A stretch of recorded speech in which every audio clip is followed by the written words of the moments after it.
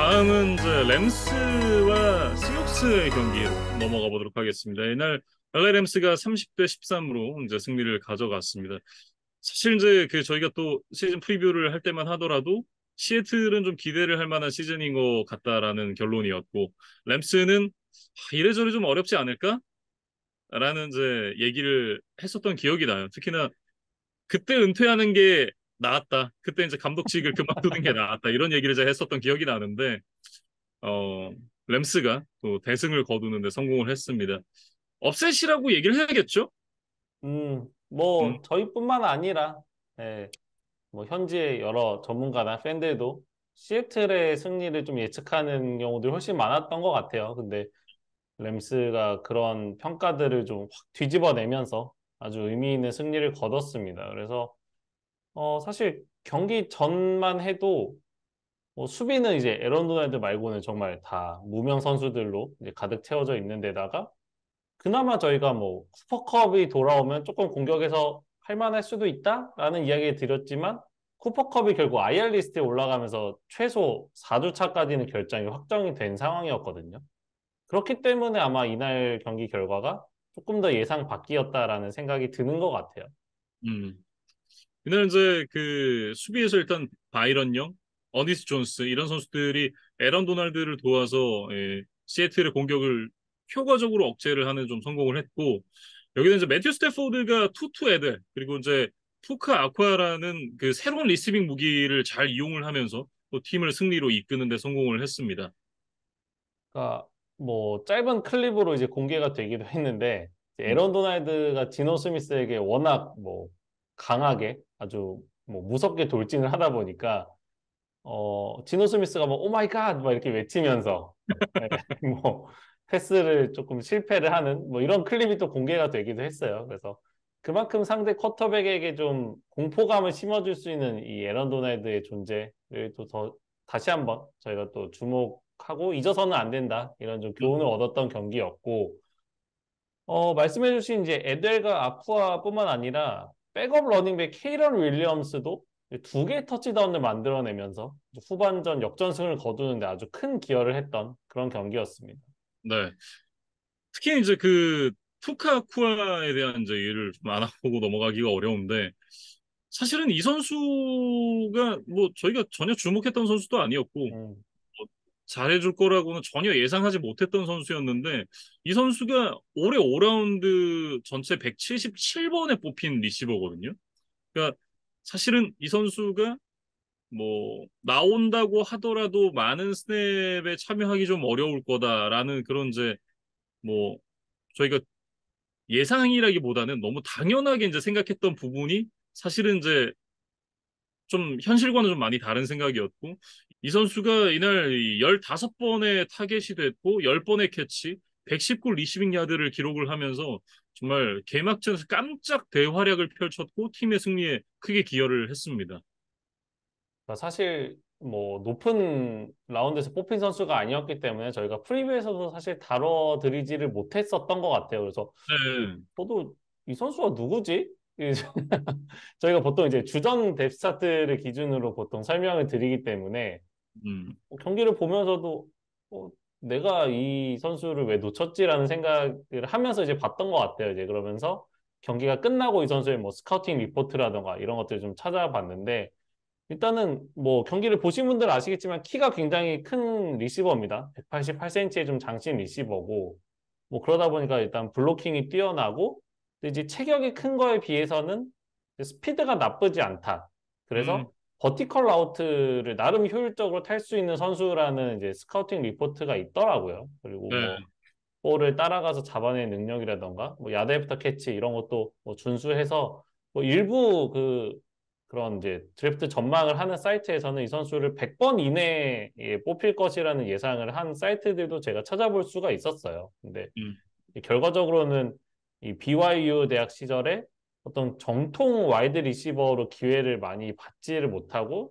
조금 가제 플레이어로 많이 활용이 되다 보니까 이런 것들이 좀 팀들의 어떤 시선을 끄는데 좀 실패를 했던 요인이 아니었나 싶습니다. 근데 램스가 이 아쿠아를 잘 찾아냈고 쿠퍼컵이 이제 결장한 과정에서 이제 플랜 B로 이제 썼는데 그것이 결과적으로 좀 대박이 터졌다. 이렇게 좀 봐야겠죠. 그래서 이 아쿠아의 캐치들을 좀 모아보면 어, 뭐 대부분 짧은 패스를 이어받은 거기는 했어요. 근데 일단은 첫 번째 태클을 받았을 때 그거를 뭐 뚫는다던가 아니면 이제 잡혀서 넘어지더라도 음, 다만 몇 야드를 조금 더 전진하면서 그것이 퍼스트 다운으로 갱신이 되고 뭐 이런 이제 모습들이 있었거든요. 그리고 이제 마지막에는 사실 자기 머리 뒤쪽으로 날아오는 좀 어려운 각도의 공을 뭐 멋지게 잡아낸 데 이어서 또 사이드라인에 나가지 않기 위한 아주 정교한 뭐 기술적으로 이제 또 착지를 하는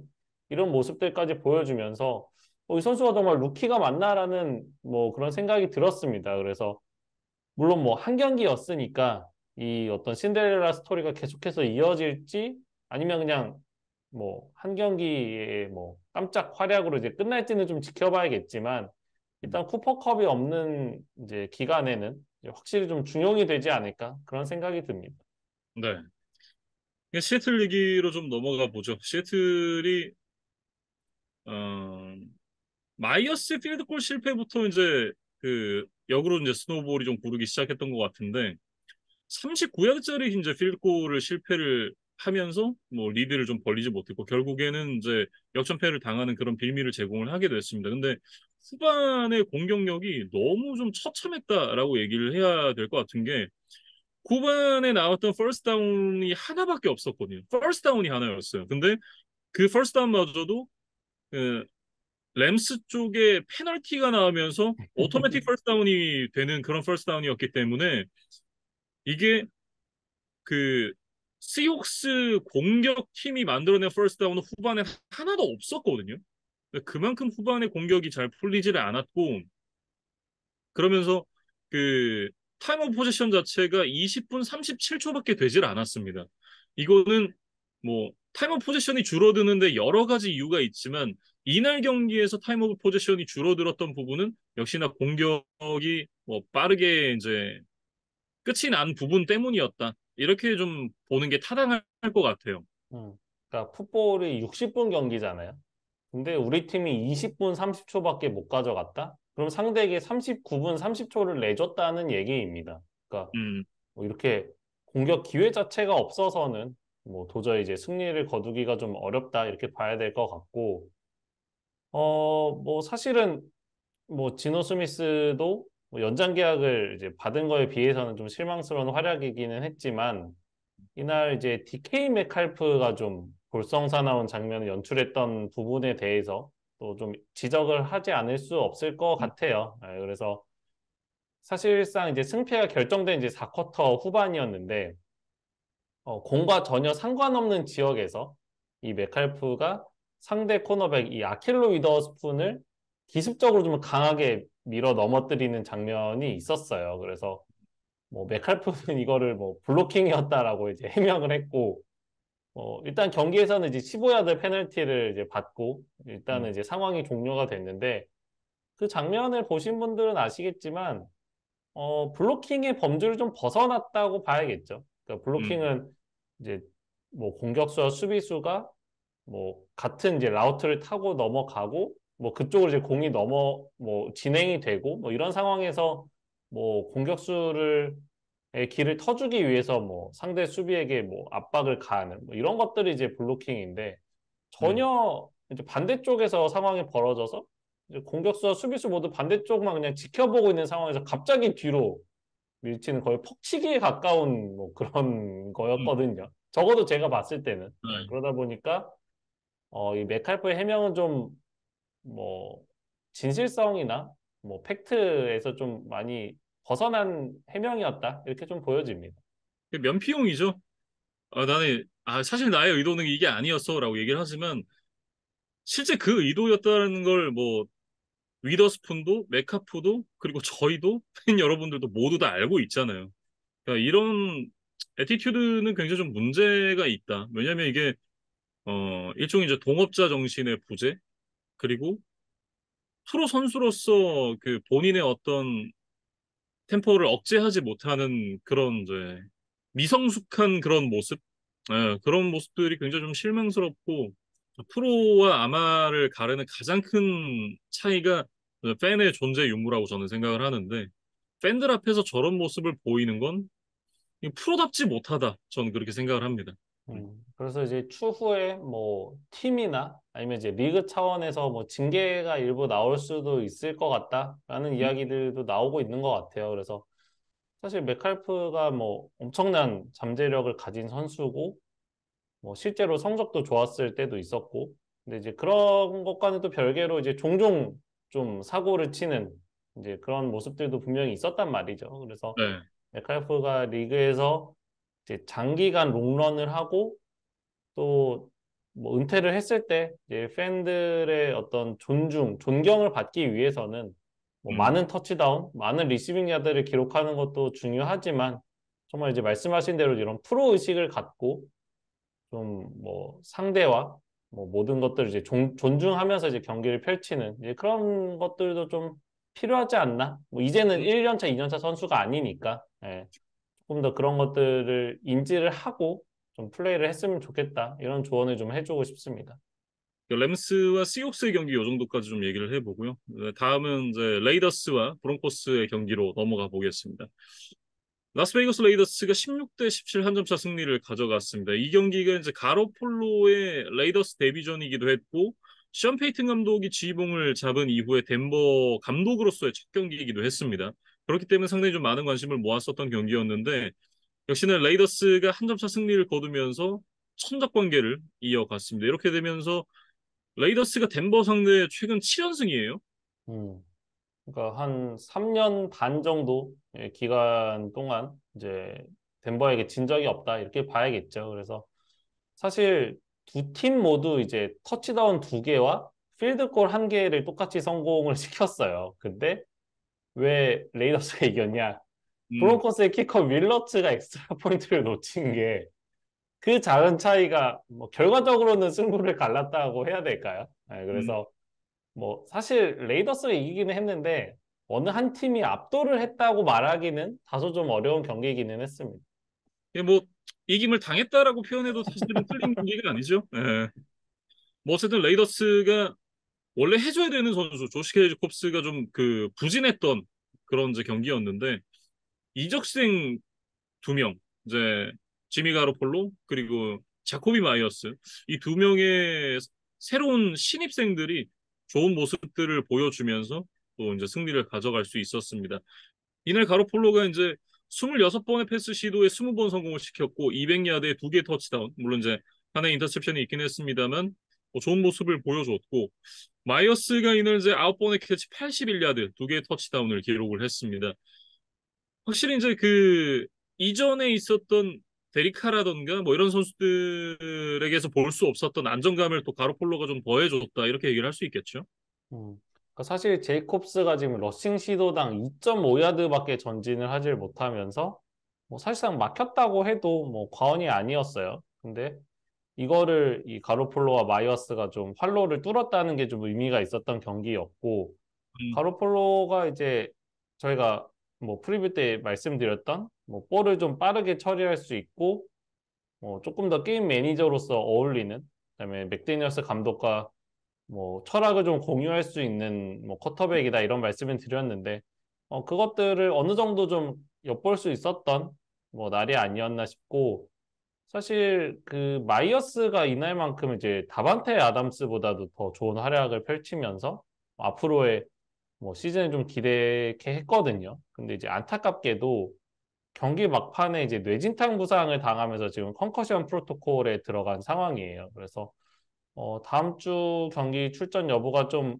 뭐 확정되지 않은 상황이고 뭐 나오더라도 또 당분간 약간 후유증에 시달릴 수도 있다. 네, 그런 좀 안타까운 소식을 전해드려야 될 것 같습니다. 네.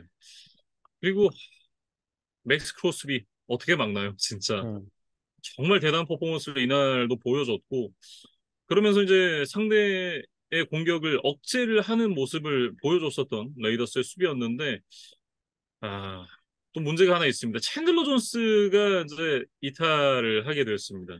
이게 맥데니얼스 감독이 얘기하기로는 이제 개인적 이유로 경기에 결장을 했다 뭐 이렇게 얘기를 했는데 챈들러 존스가 얼마 전에 이제 SNS에 이제 글을 하나 올렸습니다.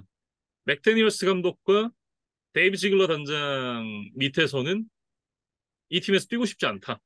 그리고 지금 디펜시브 코디네이터 패트릭 그레이엄이 새로운 감독이 되어야 된다. 이런 글을 SNS에 올렸어요. 아, 그, 진짜 이게 음, 현재 감독과 단장 밑에서는 이제 뛰고 싶지 않다.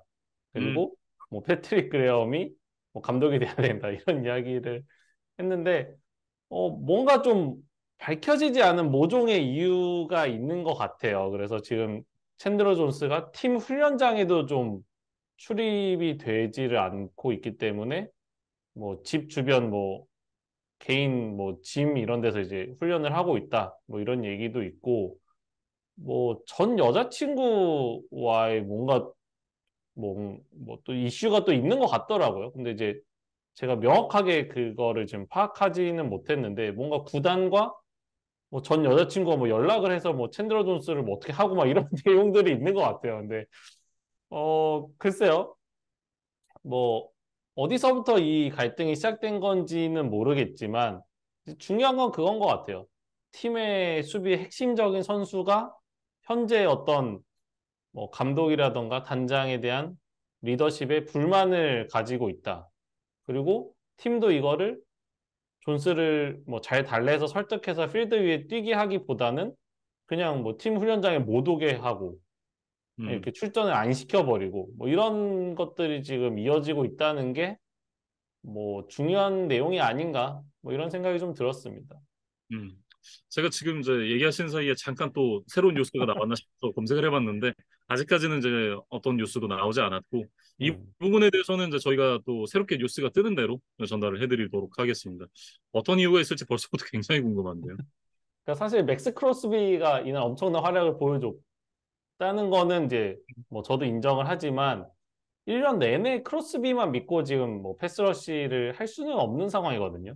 물론 그렇죠. 뭐 1라운드 출신의 타이리 윌슨이라던가 이런 뭐 유망주들도 있지만 챈들러 존스가 사실 NFL 커리어에서 통산 112개의 색을 한 엄청난 커리어를 가진 선수입니다. 물론 뭐 최근에는 약간의 이제 폼이 저하된 모습도 있기는 했지만 분명 이 선수가 리그에서 밟아온 어떤 커리어의 깊이는 우리가 모두 존중을 해야 될 수준이거든요. 그래서 네.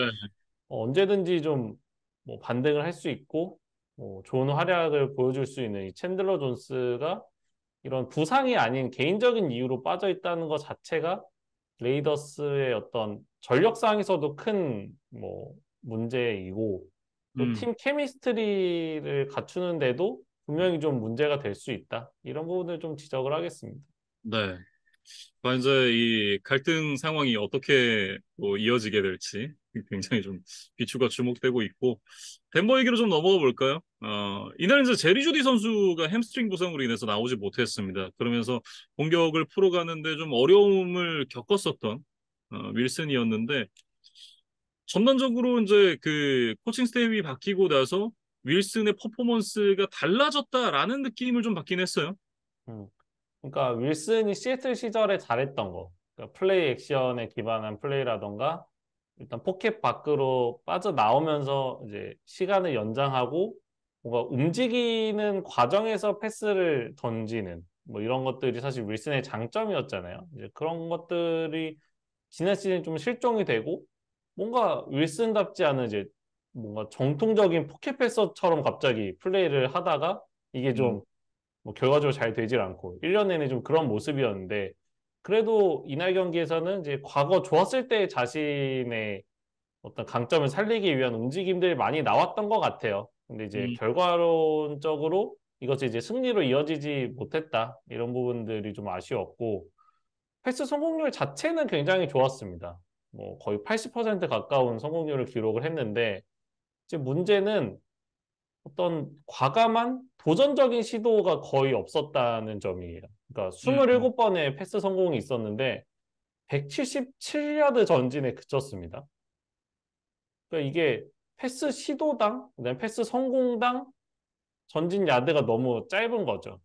이제 그러다 보니까 뭐 레이더스 입장에서는 그런 느낌이었을 것 같아요. 그러니까 계속해서 뭐 패스는 성공은 이제 허용은 하는데 이게 잼만 날라오니까 별로 아프지가 않은데 네, 이런 생각이 좀 들었던 경기가 아니었을까. 네, 좀 음, 타격감이 없었다? 레이더스 네, 입장에서 좀 그런 느낌을 받았을 것 같아요. 그리고 실제로 이제 덴버가 4쿼터에 역전 터치다운을 허용한 뒤에 물론 윌슨은 좀 억울했을 겁니다. 엑스트라 포인트만 아니었다면 이게 아, 그쵸. 동점이었을 테니까. 근데 이제 6분 30여 초의 시간이 있었어요. 그러니까 뭐 최소한의 필드골 혹은 터치다운을 만들어내기에는 사실 차고 넘치는 시간이죠. 예. 근데 여기서 결국에는 이제 첫 번째 공격, 두 번째 공격이 잘 풀리질 않으면서 서드 앤 11에 몰렸어요. 근데 이제 그렇다면 지금까지는 좀 보수적으로 안정적으로 턴오버 없이 해왔더라도 한 5분여 남았는데 서드 앤 11, 우린 지고 있어. 그럼 음, 적어도 여기서는 좀 공격적인 시도를 해야 되는 게 아닌가라는 생각이 들어요. 설령 네, 이게 인터셉션이 돼서 뭐 더 큰 위기를 맞는 한이 있더라도 어쨌든 이길 가능성을 높이는 게 중요하잖아요. 근데 이제 그쵸. 여기서도 타이트엔드 애덤 트롯맨에게 패스를 성공시키기는 했지만 음, 이게 또 퍼스트 다운 전진하기엔 너무 짧으면서 결국엔 3야드가 부족했거든요. 그러면서 포스 앤 3가 되니까 고우 포릿을 하기도 좀 애매해졌죠. 음, 또 자기 진영이니까 이게 또 실패했을 때 리스크가 너무 크고 그러다 보니까 이제 펀트를 시도를 했는데 결국에는 이 펀트로 넘어간 공격권이 경기가 끝날 때까지 다시 돌아오지를 않았거든요. 그러면서 조금 좀 무기력하게 그냥 스무스하게 좀 졌다라는 생각이 드는 게 좀 덴버 팬들에게는 좀 음, 씁쓸한 뒷맛을 남기지 않았을까. 그러니까 음, 뭔가 전투적으로 임해서 확 해보고 근데 안 돼서 졌다 이게 아니라 그냥 패배가 흘러가는 걸 좀 방치한 느낌이 아닌가라는 생각이 저는 좀 강하게 얘기하면 좀 그런 생각까지 좀 들었습니다. 네. 계획은 있으나, 계획은 있었겠죠. 예, 계획은 있었지만, 그 계획대로 이제 그 경기를 풀어갈 수 있는 능력이 좀 부족했던 것이 아닌가라는 생각이 좀 개인적으로 좀 들고, 어, 아직까지는 그 윌슨도 이제 팀에 온 지 얼마 되지 않았고, 물론 이제 1년 뛰긴 했습니다만, 뭐 윌슨도 이제 겨우 덴버 2년 차, 거기다가 새롭게 합류한 션 페이튼 감독 역시도 이제 몇 달 함께 한 사이잖아요. 그렇기 때문에 이제 영어에서 그런 표현 많이 쓰잖아요. 그 같은 페이지에 있지 않다. 뭐 이런 표현 쓰는데, 그러니까 그런 호흡 자체가 아직은 좀 생기기 전인 것 같아요. 네, 그런 음, 부분들이 철학을 공유하고 그런 부분에 의해서 이제 서로가 서로를 좀 이해하고 어떤 부분에 강점이 있고 보통 이제 저희가 뭐 라포라고 얘기를 많이 하지만 그런 부분에서 이제 어떤 신뢰 관계라던가 이런 것들이 아직은 좀 형성이 안 된 것이 아닌가. 이런 부분들은 뭐 시즌을 치러가면서 점점 더 좋아지지 않을까라는 생각이 들긴 합니다. 워낙 뭐션 페이튼 감독도 명장이고 윌슨 선수도 이 선수도 커리어가 있는 선수잖아요. 지금은 좀 많이 꺾이긴 했습니다만 좋은 시너지가 시즌을 치르면서 점점 더 나지 않을까라는 개인적인 생각이 있고 또 기대도 좀 있는 것 같습니다. 음.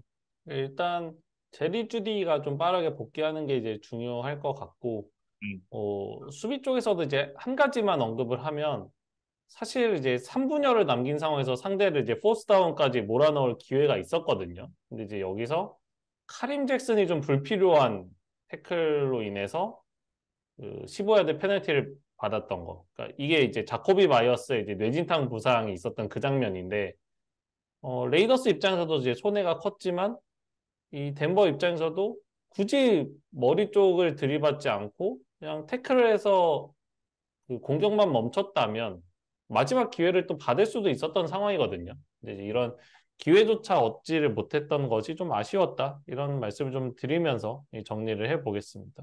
네. 다음은 이제 마이애미 돌핀스와 LA 차저스의 경기입니다. 마이애미가 36대 34 승리를 가져갔는데 1주차에 치러진 경기들 중에서 가장 많은 득점이 나왔던 경기였습니다. 두 팀 합쳐서 70득점이 나왔고, 근데 이제 여기서 더욱 재밌었던 요소는 경기 내내 원 포제션 이내의 어떤 점수 차에서 계속해서 왔다 갔다 리드가 옮겨졌어요. 그래서 두 번의 동점과 뭐 리드가 이제 9번이나 바뀌었다고 하는데 음, 정말 뭐 1주차 최고의 어떤 슛아웃, 그다음에 최고의 접전 끝에 돌핀스가 승리를 가져갔다. 이렇게 좀 정리를 하겠습니다. 네. 그러니까 저는 그런 얘기를 좀 하고 싶어요. 어떤 한 포지션에서 그냥 단순하게 그 굿 플레이어 내지는 이제 어떤 프랜차이즈 플레이어 말고 리그를 대표하는 슈퍼스타가 존재한다는 것이 팀을 어떻게 바꿔놓을 수 있는가. 이거를 좀 확실하게 보여주는 경기가 아니었나. 그런 생각을 좀 해봅니다. 그러니까 A급, A 플러스급과 S급의 차이가 무엇인지를 좀 보여줬던 경기였다고 저도 생각이 들어요. 예, 그래서 네. 사실 타이릭 힐이 트레이닝 캠프에서 이런 얘기를 했다고 하더라고요. 이 와이드 리시버가 한 시즌에 2000야드를 잡아낸 적이 한 번도 없었는데 음. 내가 그걸 한번 해보고 싶다라는 취지의 이야기를 했다고 하더라고요. 음. 그래서 그 목표를 좀 의식해서인지 첫 경기부터 정말 엄청난 활약을 보여줬습니다. 네. 근데 이제 그 부분에 대해서 좀 짚고 넘어가야 되는 거는 그 앞에 뛰었던 선수들이 능력이 부족해서가 아니라 그 선수들에게는 한 경기가 부족했던 거죠. 음, 한 경기 지금처럼 이제 17경기 체제에서 2000야드 했을 법한 선수들이 아주 많지는 않지만 없지만도 않습니다. 음. 그렇기 때문에 이거는 이제 좀 뭔가 그런 자신감이 있을 만한 선수긴 합니다만 그 예전 선수들이 본인보다 이제 부족해서 못했던 건 아니었다라는 걸 저는 개인적으로 좀 얘기를 하고 싶고 어쨌든 이 선수가 이날 이제 11번의 캐치 무려 215야드에 두 개의 터치다운을 기록을 했습니다.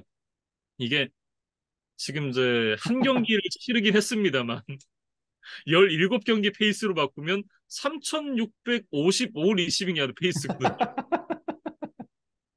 정말 이 기록을 만들어낸다면 뭐 전대미문에 정말 역사에 남을 뭐 거의 기네스북에 올라가지 않을까 뭐 이런 생각이 들어요. 그래서 근데 이 정도 리시빙 야드를 기록을 하면 뭐 저는 이제 뭐 경기 숫자의 문제에 대해서 이제 얘기했던 부분은 아 그건 내가 잘못했다라고 얘기를 하겠지만 뭐 17경기 치러봐야죠 일단. 네. 근데 음, 이제 그만큼 엄청난 기록을 한 경기지만 만들어냈다라는 이제 의미로 받아들여 주시면 좋을 것 같고 뭐 라우트 러닝이라던가 뭐 폭발적인 스피드 뭐 그다음에 이제 사실 타이릭 힐이 좀 체구가 작은데도 이날도 음, 나왔지만 상대 수비가 붙어 있는 상황에서 캐치를 따내는 능력 이런 것들도 좀 놀라울 때가 있어요. 그래서 리시버에게 요구되는 거의 모든 능력치들을 완벽하게 가지고 있는 좀 완성형 선수가 아닌가 뭐 이런 생각이 들고 상대 팀이기는 했지만 켈렌 머 오펜시브 코디네이터가 오프시즌 했던 이야기가 다시 한번 떠올랐습니다. 이 스피드는 음, 가르칠 수 있는 영역일 것이 아니다. 네, 음. 그거를 잘 보여줬던 타이릭 힐의 엄청난 활약이었어요. 그 슬램덩크에서 그 능남의 유명호 감독이 변덕기한테 그런 얘기 하잖아요. 그 키는 가르칠 수 없다. 음, 이제 그 멘트가 생각나는 멘트인데 어쨌든 그 어떤 타고나는 부분들, 뭐 앞서 얘기했던 스피드라던가 신장이라던가 이런 것들이 얼마나 선수에게 큰 축복이고 재능인지를 좀 생각을 해보게 되네요. 음.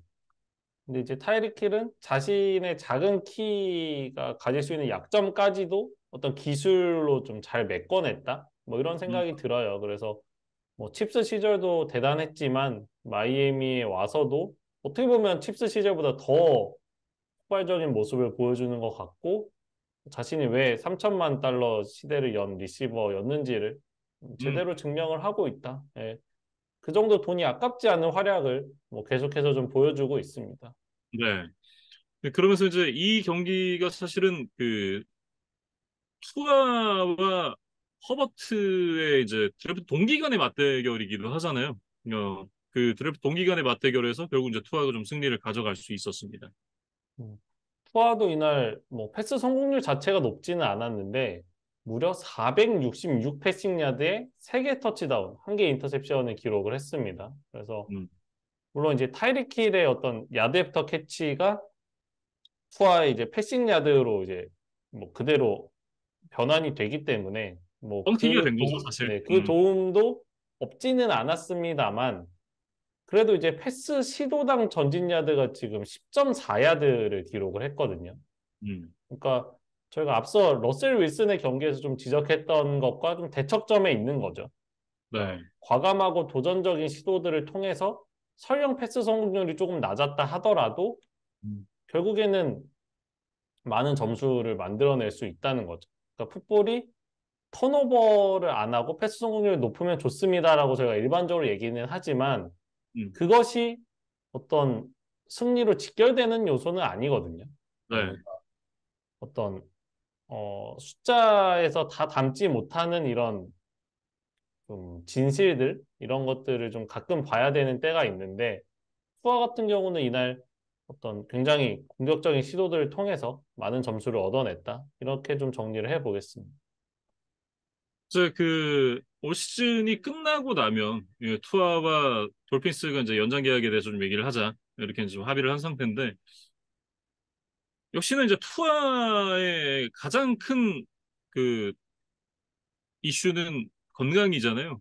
이 음, 선수가 애초에 데뷔 때부터 부상을 안고 드래프트가 됐고 그 이후에 뭐 크고 작은 부상들 그리고 컨커션 뭐 이런 이슈들로 인해서 풀타임을 다 뛴 적이 한 번도 없습니다. 음, 지금 올해 이제 네 번째 시즌을 맡고 있는데 가장 많이 뛰었던 경기가 이제 13경기였으니까 그 13경기를 뛰었던 시즌이 이제 두 번이었거든요. 근데 그런 부분을 좀 생각을 해보면 이 선수가 올 시즌에 어떻게 한 시즌을 건강하게 치르는가 이 부분이 향후 이제 연장 계약이 논의가 되는데 가장 중요한 쟁점이 되겠죠.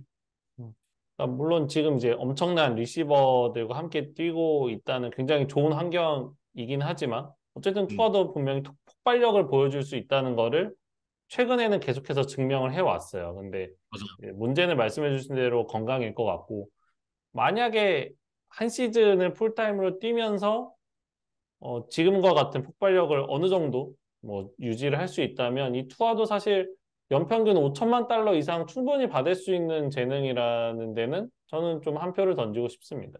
음, 뭐 결국 이제 말씀드렸던 대로 얼마나 건강한지, 얼마나 건강하게 한 시즌을 치르는지 이런 부분이 좀 중요할 것 같고 저 수비 쪽으로 좀 넘어가 보면 제일런 램지를 트레이드로 데리고 왔는데 제일런 램지가 이제 반월판 수술을 하면서 어, 결장이 좀 장기화 될 것으로 예상이 되고 있고 올 시즌 뭐 뛸 수 있을지 아닐지도 사실 모릅니다. 그러니까 음. 이게 수술을 하고 나서 건강해졌다고 하더라도 이게 원래 운동 능력을 되찾는 데까지 시간이 좀 걸리게 돼 있거든요. 그러니까 뭐 현지 언론에서는 그래도 연내에는 좀 복귀를 할 수 있다라는 이제 이야기들이 나오고 있긴 한데 과연 복귀를 해서도 이제 돌핀스 구단이 기대했던 제일런 램지의 모습이 나올지는 또 뭐 미지수인 거죠. 예, 그래서 당장 램지가 이제 돌아올 때까지 누가 이 자리를 메울 것인가에 대한 것도 나름 이제 뭐 관전 포인트였는데 뭐 일라이 애플이라던가 뭐 드래프트 2라운드 이제 캠 스미스 뭐 이런 선수들을 뽑았어요. 일라이 음, 애플은 이제 영입을 한 거고. 근데 이제 이 선수들을 다 제치고 지난 시즌 이제 언드래프티드 루키로 13경기 선발 출전을 했었던 이제 케이더 코후라는 선수가 있거든요.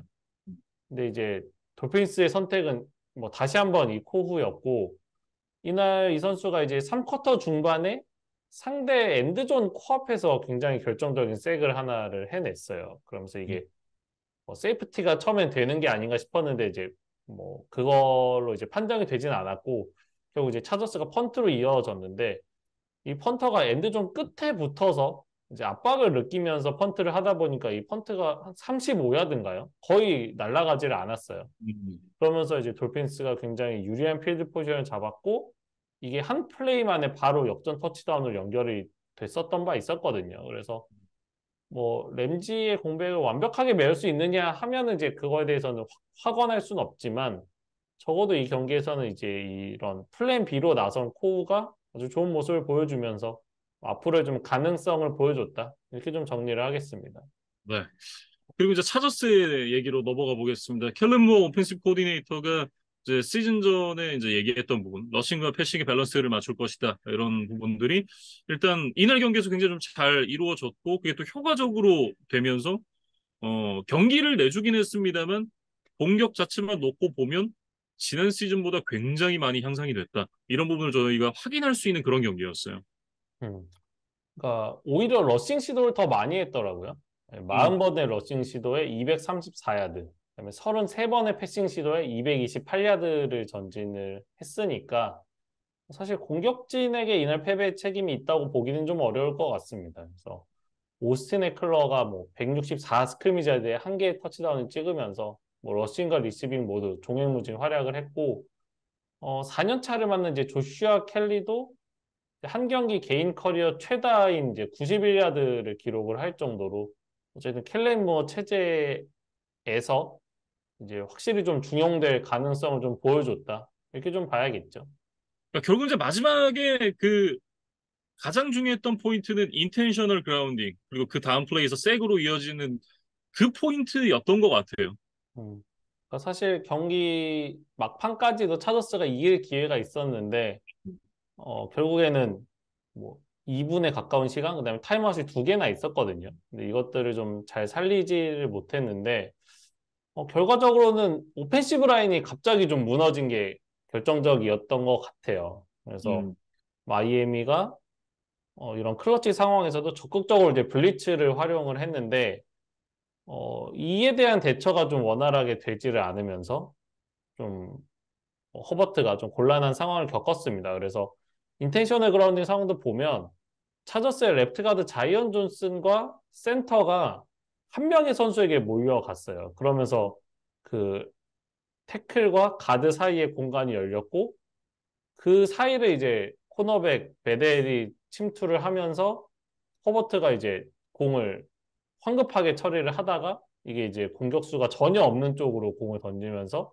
이게 음, 페널티가 됐고 그 후에도 이제 색이 두 번 나왔는데 뭐 세컨 앤 트웬티에서는 이제 자이언 존슨이 그냥 1대1에서 뚫리면서 또 색을 음, 허용했고 그다음에 이제 포스 앤 썰틴에서도 라이트 태클도 뚫리고 자이언 존슨이 또 다시 뭐 다른 쪽에 신경을 쓰다가 이 침투하는 코너백을 또 다시 놓치고 뭐 이러면서 이제 두 명에게 동시에 태클을 당하는 이런 장면들이 있었는데 음, 뭐 차저스가 경기 내내 오펜시브 라인이 무너진 건 아니었습니다만 어쨌든 이런 좀 결정적인 상황에서 집중력을 좀 잃어버렸던 것, 그 다음에 음, 이제 한 번 야드가 뒤로 물러나니까 리시버들이 이제 전진을 해야 되는 시간이 필요했던 거잖아요. 더 중장거리 패스가 반드시 필요했고 이제 그것들이 계속해서 좀 악순환이 됐던 것 같아요. 더 길게 버텨야 되는데 집중력은 떨어져 있고 이러다 음. 보니까 계속해서 좀 밀려났던 것 같습니다. 이거는 말씀해 주셨던 대로 차저스의 오라인이 좀 아쉬웠던 부분도 분명히 있습니다만 전반적으로 그 마이애미의 수비진이 특히나 이제 그 코너 블리츠라든가 이런 걸 효과적으로 좀 잘 사용했던 부분이 주요하지 않았나라는 음, 생각이 좀 들고 그리고 이제 수비 쪽에서도 보면 그 마이애미 돌핀스의 공격을 좀 억제하는 데 실패했었던 부분 사실 뭐 칼릴 맥이라든가 조이 보사 물론 이제 그 정점에 있을 때보단 두 선수가 좀 내려오긴 했습니다만 어쨌든 이 선수들의 이름값을 생각하면 투어에게 좀 효과적인 패스러시를 하지 못했던 부분들, 뭐, 그리고 이제 세컨더리에서 나왔던 어떤 제이시 잭슨의 아쉬운 그런 플레이들, 뭐, 이런 부분들이 결정적으로 또 그 패배의 요인들 중 하나다. 이런 생각을 좀 지울 수는 없는 것 같아요. 음. 사실 제이시 잭슨이 그 전반 막판에 그 패스 인터ference 페널티를 범했던 장면을 좀 지적을 해야 될 것 같아요. 그러니까 이게 풋볼 IQ가 좀 부족했던 장면이 아니었나. 네, 그러니까 그러니까 저는 그렇게 생각을 해요. 왜냐하면 제가 제이시 잭슨의 예전에 좀 이적할 때 제이시 잭슨에 너무 고평가가 돼 있다. 그 정도의 선수는 아니다라고 얘기를 했던 게 이제 기억이 나는데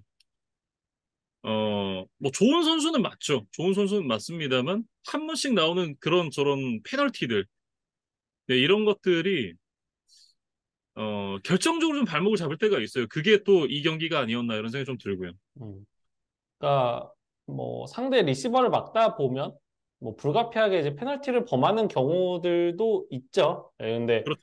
음, 이 상황이 더욱 문제인 것은 사실은 한 2초였나요? 3초가 남았을 때 스냅이 시작이 됐어요. 그러면 음, 어쨌든 쿼터백이 공을 잡고 뒤로 가는 시간, 공을 던져서 날아가는 시간, 잡고 뛰는 시간, 이런 것들을 감안하면 무조건 그 플레이에서 엔드존까지 돌파를 하지 못하면 점수는 날 수 없는 상황이거든요.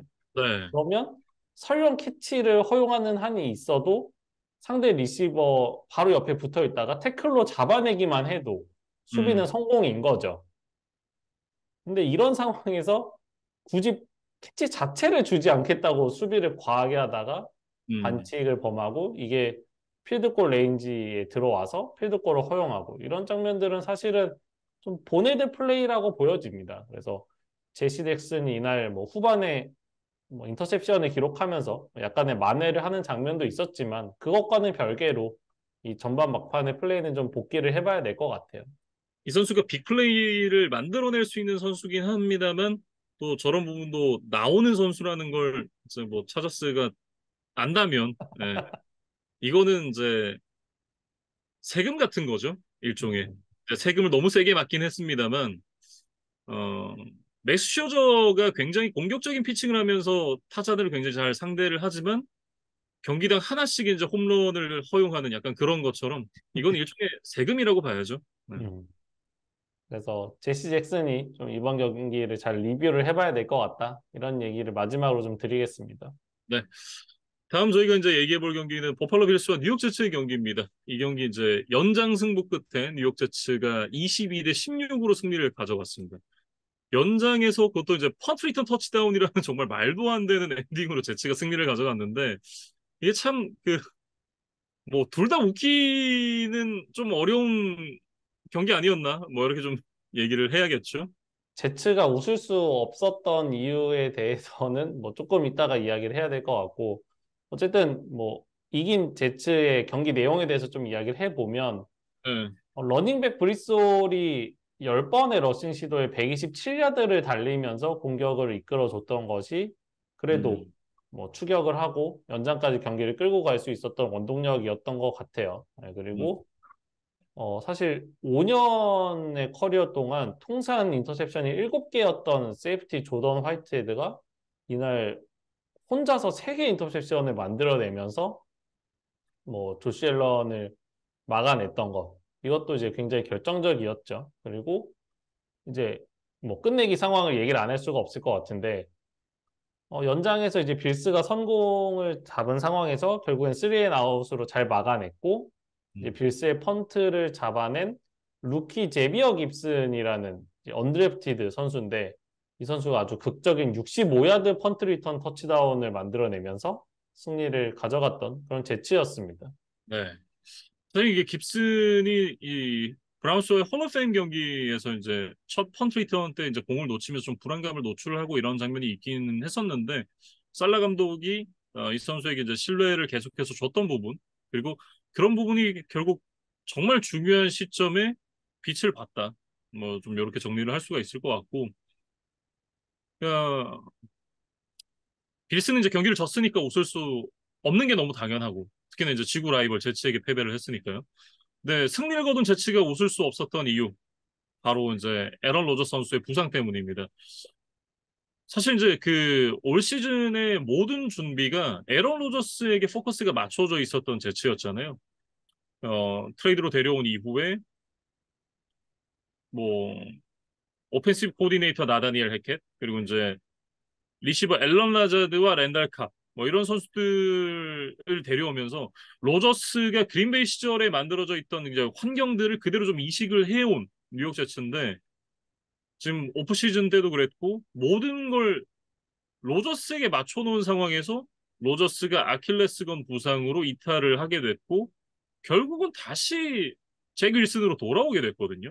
음, 이런 부분들이 올 시즌을 뭐 제츠가 굉장히 야심차게 준비를 해왔었는데 그 플랜들이 모두 꼬이게 됐고 이날 이제 그 에런 로저스가 그 첫 드라이브 네 번의 공격만에 이제 부상으로 이제 실려 나가게 됐습니다. 레너드 플로이드에게 이제 색을 얻어맞는 과정에서 이제 아킬레스 파열이 확인이 됐는데 이게 제츠에게는 가장 좋지 않은 시나리오로 시즌을 출발하는 그런 과정이 되는 것 같습니다. 레너드 플로이드에게 어떤 악의적인 의도가 있었다고 보기는 좀 힘들었던 플레이였던 것 같아요. 음, 플로이드는 그냥 나오는 그냥 상황인 거죠. 네, 예. 정상적인 이제 태클을 들어갔고 로저스가 이제 착지하는 과정에서 좀 이제 아킬레스건 부상을 당하고 말았는데 음, 이게 뭐 명확하진 않지만 또 이 매트라이프 스타디움의 어떤 잔디 문제가 또 이슈로도 대두가 되는 것 같더라고요. 사실 네, 근년에 계속해서 뭐 자이언츠나 제츠 혹은 이제 이 구장에 원정 경기로 오는 선수들이 좀 이런 큰 부상을 당하는 경우들이 꽤 많았잖아요. 그리고 그렇죠. 여기에 이 메트라이프 스타디움의 어떤 인조 잔디가 좀 원인인 거 아니냐 뭐 이런 음. 이야기들이 많았는데 뭐 명확하게 뭐 연결 지을 수는 없지만 또 한 번 메트라이프 스타디움에서 좀 큰 부상이 나왔다는 게 좀 안타까운 소식입니다. 사실 이제 그 저희가 프리시즌 정리를 하면서도 얘기를 했습니다만 제치가 올 시즌에 이제 소위 말하는 나이트 게임 이제 전국 중계를 많이 이제 좀 배정을 받았다 이런 얘기를 했었는데 뭐 사무국도 그렇고 지금 방송국들도 좀 굉장히 좀 난처한 그런 입장이 됐습니다. 사실 이제 제츠는 이제 최근에 템파베이의 어떤 성공 모델을 좀 하고 싶어 하지 않았을까 싶어요. 톰 브레이디라는 베테랑 명예전당 쿼터백을 영입해서 단숨에 슈퍼볼 우승까지 이제 갔었던 최근의 음, 사례가 있었는데 어, 모르겠습니다. 이제 로저스가 아직 뭐 계약 기간이 남아 있으니까 뭐 다음 시즌에 돌아와서 어떤 모습을 보일지 이런 것들은 알 수는 없지만 적어도 이제 제츠가 기대했던 1년 차의 모습은 이제 볼 수가 없게 됐어요. 그래서 음, 뭐 이거는 이제 이진만 위원이 좀 얘기를 해준 건데 음, 98년에도 사실 제츠가 뭐 컨퍼런스 챔피언십까지 가면서 뭐 굉장히 강팀의 반열에 올라섰고 99 시즌의 어떤 우승을 좀 기대하는 뭐 여론들이 있었는데 이때도 이제 쿼터백 비니 테스타베르데가 이제 아킬레스건 파열로 시즌 아웃 부상을 당하면서 그 시즌이 좀 망쳤던 이런 역사가 있었다고 하더라고요. 그래서 네. 제츠의 오랜 팬분들은 좀 그때의 아픔이 좀 떠오를 만한 일이 또 2023 시즌에 또 반복이 되고 말았습니다. 음.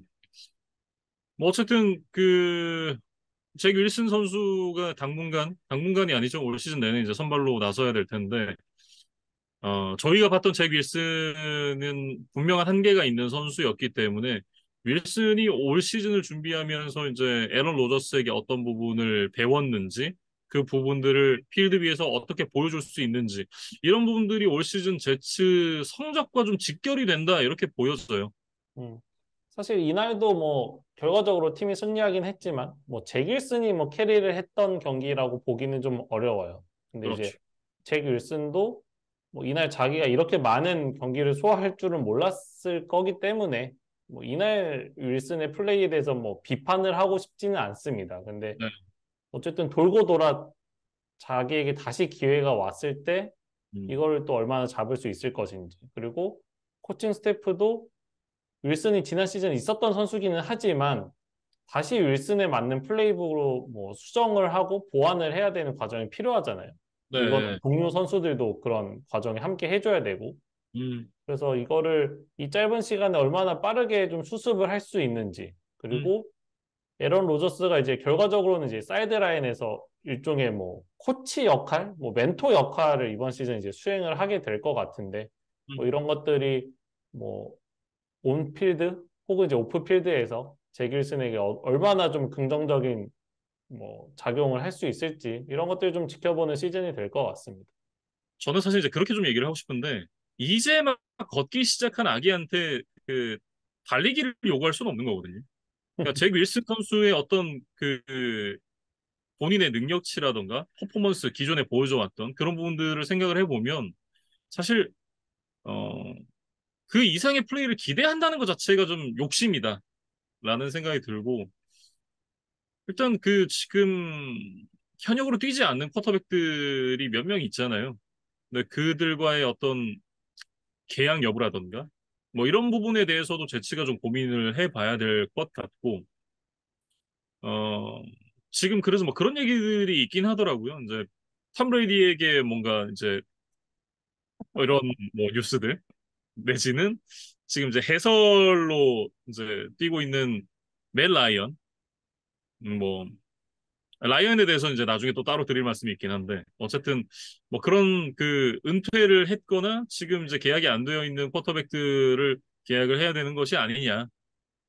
혹은 뭐 다른 팀에 그 있는 쿼터백들을 트레이드를 해온다던가 아니면 프랙티스 코드에 있는 선수를 데려온다던가 뭐 이런 류의 그런 이제 얘기들이 좀 나오고는 있는 것 같은데 사실 뭐 특별하게 뛰어난 대안은 아니니까 뭐 그런 부분에 대해서는 좀 여러 가지 다각도로 좀 고민을 해봐야 되지 않나라는 음. 생각이 들긴 합니다.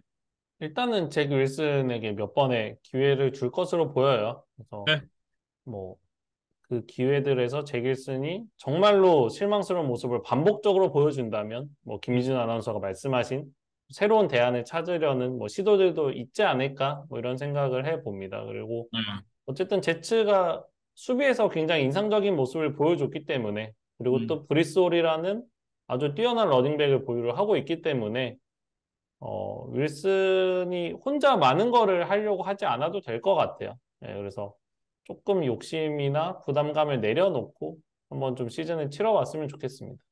그리고 이제 그 근년에 최근 한 그 2, 3년 동안에 계속해서 슈퍼볼 컨텐더라고 이제 평가를 받았었던 빌스였는데 지구 라이벌 제츠에게 그것도 제츠가 물론 이제 강팀이 됐어요. 강팀이 되긴 했습니다만 제츠에게 개막전에 졌다? 이거는 이제 빌스 팬들한테 굉장히 좀 자존심이 상할 수 있는 문제거든요. 음.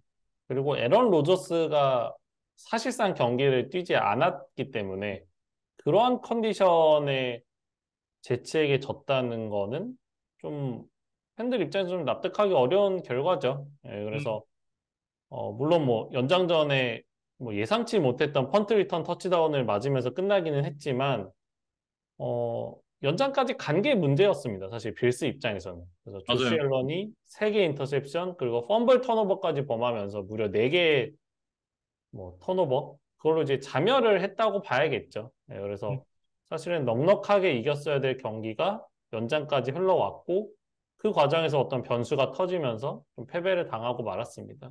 이날 이제 그 패배 책임은 자신에게 있다라고 이제 조시 앨런 선수가 얘기를 하기도 했었는데 실제로 그랬습니다. 이게 뭐 장거리 패스들이 그치 뭐 표현을 하자면 손으로 하는 펀트 같았다. 음, 좀 얘기를 해야 될 것 같은데 이렇게 되면서 이제 앨런이 통산 이제 연장전 성적이 무승 5패가 됐습니다. 그러니까 이게 뭐 연장까지 갔다라는 건 굉장히 그만큼 빌스와 팽팽한 경기를 할 만한 팀들이었다. 강팀이었다라는 얘기가 되기도 합니다만 어쨌든 연장전에서의 성적이 이렇게 압도적으로 좋지 않다는 거는 빌스로서는 그리고 이제 앨런 개인으로서도 썩 좋은 내용은 아닌 거죠. 음. 일종의 이런 것들이 이제 징크스가 될 수 있겠죠. 음, 당장 저희도 이렇게 언급을 하고 있고 뭐 현지 언론에서도 또 조명을 할 수 있는 부분이고 그래서 만약에 뭐 정규리그든 플레이오프든 또 연장에 갔을 때 내가 연장전 성적이 좋지 않았는데 연장전만 가면 뭔가 꼬이는데 이런 생각들을 뭐 앨런이라던가 빌스 선수들이 하게 된다면 그것 자체가 좀 지고 들어가는 뭐 결과로 나올 수가 있거든요. 그래서 네, 이런 부분들은 뭐 또 연장 기회가 언제 있을지 모르겠지만 좀 빠르게 끊어내야 되지 않을까 싶고 음, 사실 뭐 스테펀 딕스는 뭐 여전히 좋은 모습을 보여줬지만 뭐 다른 선수들의 어떤 뭐 보조적인 역할이 좀 부족하면서 결국에는 뭐 빌스가 좀 실망스러운 개막전을 치르고 말았습니다. 네, 이렇게 이제 제츠와 빌스에 대해서 얘기를 해봤는데 앞서 저희가 그 뭐 다른 쿼터백 대안을 얘기를 하면서 이제 뭐 라이언 얘기도 잠깐 나왔었잖아요. 라이언이 이제 해설자 생활을 시작을 했습니다. 이제 CBS에서 방송을 하고 있는데 이번 주에 있었던 이제 벅스와 바이킹스의 경기를 중계를 했었거든요. 그 경기가 이제 10대 10으로 전반이 끝났고 이제 후반이 이제 시작되면 그 후반 킥오프 하기 전에 다시 이제 보스 들어와가지고 이제 해설자들이랑 캐스터 이렇게 얼굴 보여주면서 막 얘기를 하잖아요. 음. 근데 앤드류 캐털런 캐스터가 멜 라이언한테 이런 얘기를 합니다. 아, 경기가 28대 3이어야 됐을 것 같은 경기인데 지금 10대 10으로 진행이 되고 있다. 이 얘기를 하는데 그때 멜 라이언의 표정 변화가 굉장히 압권입니다. 이거 혹시나 안 보신 분들 계시면 뭐 유튜브를 검색하신다던가 아니면 그 다른 그 게임 패스 들어가면 올해 그 달라진 점 중에 하나가 이제 다전이 새로 들어오면서 예전에 풀 경기가 앞에 그 광고들이나 이런 걸 다 잘라냈었잖아요. 음. 근데 그게 안 잘리고 그냥 그대로 올라와 있더라고요. 네, 그렇기 때문에 그거를 한번 돌려보셔도 좋을 것 같고 어쨌든 그 멜라이언의 표정이 아주 압권입니다. 한번 꼭 보시길 바라겠습니다. 그러니까 좀 어떻게 보면 방송 생활을 한다는 게 이제 새로운 사회로 들어온 거잖아요. 그렇죠. 그러니까 선수 생활을 하던 곳에 비해서. 그래서 좀 호된 신고식을 좀 치른 기분이 아니었을까? 뭐 이런 생각이 들고, 뭐 어쨌든 뭐 해설가로서의 또 맨 라이언의 인생도 또 응원을 해 보겠습니다. 그리고 저희가 이제 이렇게 해서 한 9경기 정도를 커버를 해 드렸던 것 같아요. 이제 커버를 못했던 경기들에 대해서 정말 한두 줄의 이제 짧은 단신을 빠르게 한번 처리를 해보면, 텍산스와 레이븐스의 경기에서는 이제 CJ 스트라우드의 데뷔전이긴 했지만 뭐 라마 잭슨과 이제 레이븐스의 아성을 넘긴 좀 어려웠던 것 같습니다. 그래서 이제 음, 레이븐스가 손쉽게 승리를 거뒀고, 제기어스와 이제 콜츠의 경기에서는 이제 앤서니 리차드슨의 데뷔전이었어요. 근데 이제 네. 리차드슨이 우려와 걱정보다는 나름 인상적인 데뷔전을 치렀다는 평가가 있었지만 이제 제기어스를 넘지 못했고, 또 경기 막판에 이제 부상을 당하면서 이제 경기를 끝까지 치르지를 못했거든요. 그래서 조금 이제 팬들이 걱정을 하셨을 텐데 뭐 일단은 큰 부상은 아닌 것 같습니다. 그래서 음, 다음 주에 이제 휴스턴과 콜츠의 또 맞대결이 있어요. 그래서 이 어, 스트라우드와 리차드슨에 대해서 사실 이번 주에는 저희가 좀 다뤄드리질 못했는데 2주 차에는 이 두 선수의 맞대결을 한번 좀 저희도 면밀히 관찰해서 또 소개를 드릴 수 있는 시간을 가지려고 합니다. 그리고 네. 이제 벅스와 바이킹스의 대결에서 사실 벅스가 이긴 것이 좀 뭐 또 음, 하나의 이변이었는데, 바이킹스가 좀 예상치 못하게 턴오버를 많이 이제 나왔고 아마 세 개였죠. 네, 그러면서 벅스가 그것들을 잘 이용해서 좀 업셋을 만들어냈던 그런 경기가 있었습니다. 그리고 이제 테네시와 세인츠의 경기에서는 이제 세인츠가 한 점 차 짜릿한 승리를 가져갔는데, 뭐 그래도 이제 데리카도 나름 세인츠 데뷔전에서 이제 기분 좋은 음, 승리를 가져갔다, 뭐 이런 의미가 있었고, 뭐 크리스 올라베가 또 굉장히 인상적인 모습을 보여줬습니다. 그리고 네. 나이너스와 이제 스틸러스의 대결이 있었는데 아, 예상대로 나이너스가 뭐 압도적인 승리를 가져갔어요. 네. 그래서 현재 시점에서는 NFC에서 가장 강력한 팀이 아닌가 뭐 이런 음, 이야기를 드려도 괜찮을 것 같습니다. 그리고 사실 16경기 중에서 가장 기대가 안 됐었던 이제 애리조나와 워싱턴의 대결이었는데, 뭐 일단 샘 하웰이 이제 조슈아 네. dobs의 카디널스를 꺾고 이제 승리를 가져갔습니다. 근데 네. 어, 체이스 형이 또 부상을 당하면서 또 음, 일정 기간은 못 나온다고 하더라고요. 그래서 이 체이스 형의 커리어가 저희가 1년 차에 봤던 그 모습대로 좀 이어지질 못하고 계속해서 꺾이고 있는 것 같아서 좀 음, 안타까운 마음이 계속 듭니다. 그리고 네. 이제 마지막으로 저희가 언급을 못 드렸던 경기가 댈러스와 이제 뉴욕 자이언츠의 경기인데, 이 경기는 40대 0으로 경기가 끝나서 좀, 네, 자이언츠의 어떤 신변 보호를 위해서 저희가 굳이 리뷰를 안 했던 것 같습니다. 그래서 음, 뭐 이지만 위원의 평을 뭐 한 줄만 저희가 좀 소개를 해드리면, 음, 어, 댈러스의 D가 디펜스의 D인 것 같다라는 이제 감상평을 남겨주셨어요. 그러니까 음, 그만큼 댈러스가 압도적인 수비의 힘을 통해서 뭐 자이언츠를 거의 숨도 못 쉬게 만들었던 그런 서데이 나잇 풋볼이었다고 좀 정리를 하면 될 것 같습니다. 네. 이렇게 이제 1주차에 펼쳐진 경기들 모두 얘기를 해봤습니다. 아, 참, 개막 주간이 되니까 이게 자동적으로 생체 시계가 돌아가더라고요. 그러니까 일요일 저녁에 좀 일찍 자고 새벽 2시에 일어나서 하루가 시작되는 정말 긴 하루를 보내는 그런 이제 그 날들이 이제 좀 돌아온 것 같은데 오랜만에 하니까 좀 그 컨디션적으로 굉장히 피곤하긴 했습니다만 확실히 풋볼은 역시 라이브로 보는 게 재밌다라는 음, 생각을 좀 많이 하게 됐던 것 같고 시즌 시작하니까 물론 이제 본업 때문에 뭐 이래저래 뭐 출장도 다니고 뭐 여러 가지 바쁜 그런 상황이긴 합니다만 뭐 좋다. 풋볼이 역시 돌아오니까 행복하다. 이렇게 좀 얘기를 하고 싶네요. 음.